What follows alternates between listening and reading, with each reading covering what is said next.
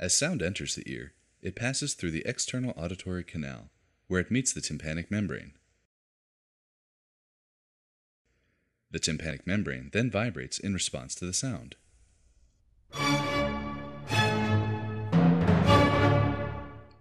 Sounds of a lower pitch, or frequency, produce a slower.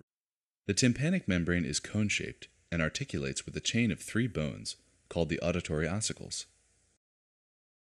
They consist of the malleus, the incus, and the stapes. The movements of the tympanic membrane vibrate the ossicles, passing on the information of frequency and amplitude.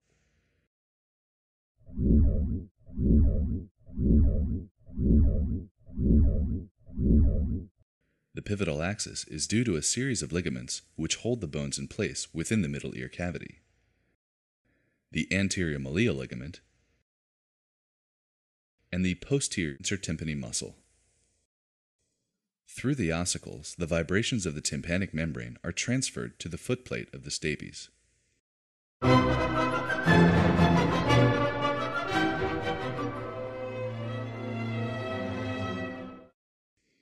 The stapes moves with a piston-like action, which sends vibrations into a structure called the bony labyrinth.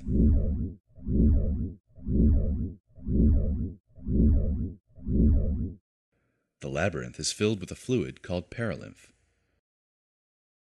If it were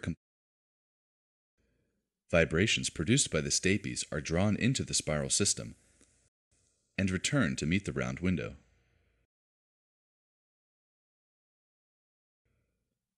The portion of the spiral passage in which vibrations ascend to the apex of the cochlea is called the scala vestibuli. The descending portion of the passage is called the scala tympani.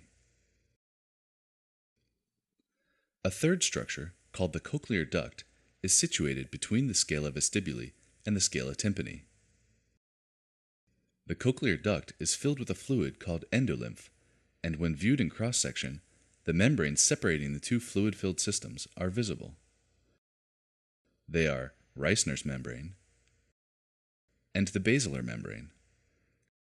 The membranes are flexible and move in response to the vibrations traveling up the scala. A specialized structure called the organ of Corti is situated on the basilar membrane. As the basilar membrane vibrates, the organ of Corti is stimulated, which sends nerve impulses to the brain via the cochlear nerve. The actual nerve impulses are generated by specialized cells within the organ of Corti called hair cells. The hair cells are closely covered by a structure called the tectorial membrane. As the basilar membrane vibrates, the tiny clusters of hairs are bent against the tectorial membrane, triggering the hair cells to fire. The entire basilar membrane does not vibrate simultaneously. Instead, specific